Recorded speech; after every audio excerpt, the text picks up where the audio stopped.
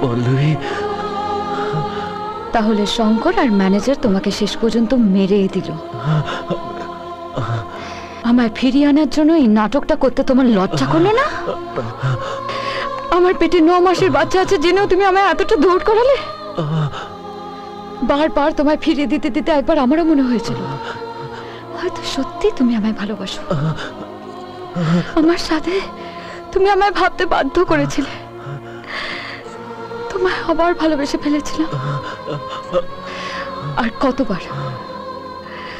আর কতবার তুমি আমার ভালোবাসাকে নিয়ে খেলবে, আমার বিশ্বাসকে নিয়ে খেলবে।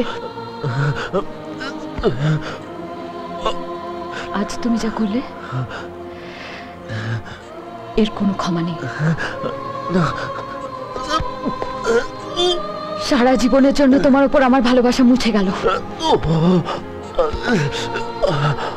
আর একবারও তোমার মুখে আমার নাম নিলে আমার বাচ্চার সঙ্গে আমি নিজেকে শেষ করে দেবো। তোমায় বলে দিলাম।